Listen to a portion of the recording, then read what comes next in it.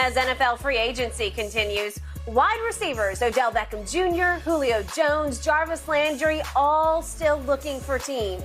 Now, yes, OBJ still rehabbing from the knee injury, but the other two are seemingly ready to go. Shannon, which of these three are the biggest surprise to not yet be signed? Let's start with Odell. Odell just had ACL surgery February 22nd. Let's just say, Skip, everything goes perfect, and he has an Adrian Peterson-type recovery. We're looking at late November, December. So in a situation like that, Skip, I'm not buying a person a housewarming gift when they haven't even bought the damn house. He can't even play until December. So what's the rush? So I'm not surprised Odell hadn't signed yet. Julio's situation, he's only played, what is it? 29 years, 20, hold on, where's Julio's stats? Julio's played 19 total games. So they played, 33 games. They played 33 games in the last 2 years because they added the 17th game, 16. So 33. He's played 19 of those. He's 33. The injuries are starting to come with greater frequency, and he's starting to miss more time. And Julio still is going to want big money. Julio's not going to play on a prove-it deal. So I'm not surprised that he's not signed. So, sorry I started this way, it's probably Jarvis. Because prior to this year, Jarvis had only missed one game. And so when you factor that in, Skip, and he says, I had an MCL sprain, a partial quad tear, and a bone bruise, and I tried to come back. And what happened, Skip? They put that bad tape out there. Now, he said Cleveland did offer him a one-year deal. So he's had an opportunity to sign, but maybe he's looking for something a little more. So I would probably say of those three, the one that I'm least surprised that he's not signed is Odell, considering Odell is coming, he's only 2 months removed from ACL surgery, and there's no rush to sign him considering that he's not going to be able to play for you until December. So I'm going to say Jarvis Landry because I know he missed 5 games and he limped through the season. But prior to this season, Skip, he had only missed 1 game. And if we go back and look, and Odell, this is Odell's second surgery on the same knee in less than 3 years. So if we go back and look at Julio's history, Julio's had a nagging history with hamstrings injuries. It's soft tissue. It's not. No bones. Right, no. yeah. He had I think he had the foot early in his career, got that repaired. But most of the injuries that Julio's been plagued with has been hamstring injuries. Yep. And so at 33, only played 19 games of a possible 33 with his age, with what he wants.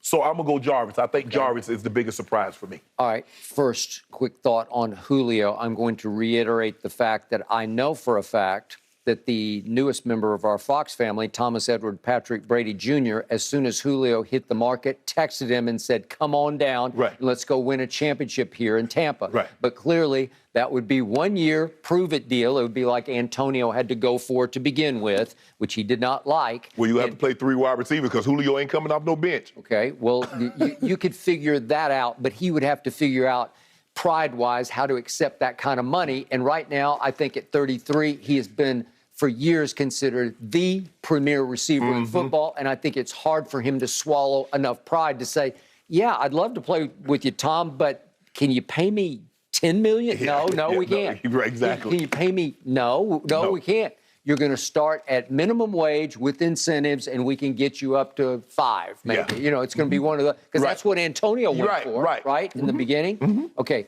but I still think Julio might have to come to his senses and swallow that pride, because that could be a really good place for him to be. Right. But you'd have to figure out how he fit in the rotation of receivers. Kansas City be even better, but okay. Well, maybe you could argue, but hey, if I got a chance, I want to go play with that GOAT, right? Oh, look what it did. Look what it did for Antonio. Yeah. Got him a ring, right? Made him a made man finally. Okay, now to your man Odell. My problem is you say he's the least surprising. For me, because I have to hear you talk about it, given what the Hall of Famer across from me says, the bar has been set way up here for Odell because he's that guy still. Well, then why hasn't anybody jumped to sign him, even on a futures type deal? Because he's Odell Beckham Jr. The same reason nobody has given Baker Mayfield a draft pick, because he had shoulder surgery, right? Thank you. Well, you never admit that. Well, Skip, I'm saying we don't know. At least Odell had surgery. I'm just saying if he heals as fast as possible, somebody put some red clay from Georgia and vinegar on his knee. Skip, he's not going to be able to play until December. Why would I sign him when he can't help me? Because he's Odell Beckham Jr., says Shannon Sharp. But what does that help me? How does that help me win a basketball game with his name? Okay, because you need to win for the long term, and you might have him in November or December down the stretch. But think about what you just said. I might, but I might not. Well, is he that guy or not that guy? Skip, the man had ACL surgery. This is the second one of his right knee inside of 3 years. Come on now. Why wouldn't Aaron Rodgers say, you got to go get that guy? Skip, the man had ACL surgery. You try to make it seem like, is he healthy? Is he healthy? If he was healthy, do you think he would be unsigned? Yes or no? I don't know.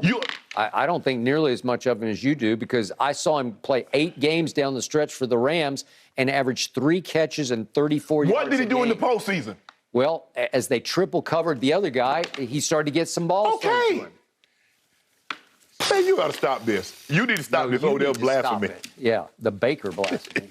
All right, gentlemen, we got to leave that one there because we've got to get back to the NFL for just a moment. Can Giannis and the Bucks bounce back against the Celtics tonight in Game 5?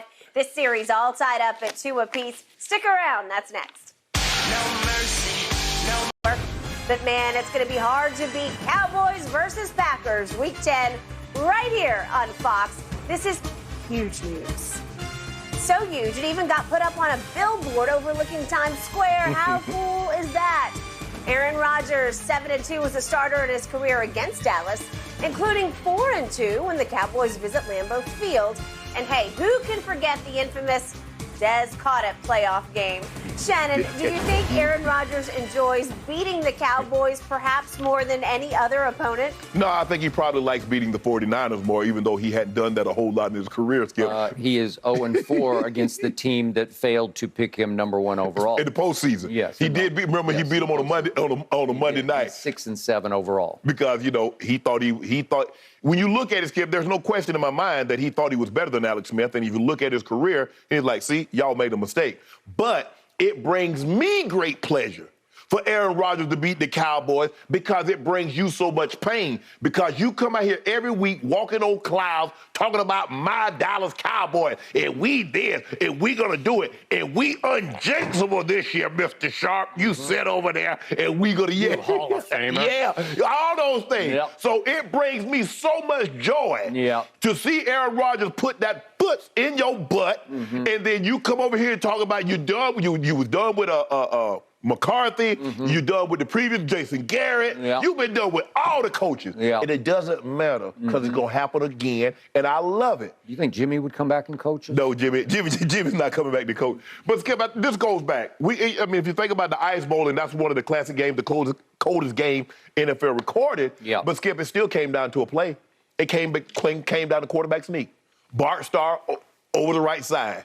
I watched it, unfortunately. Dan's caught it.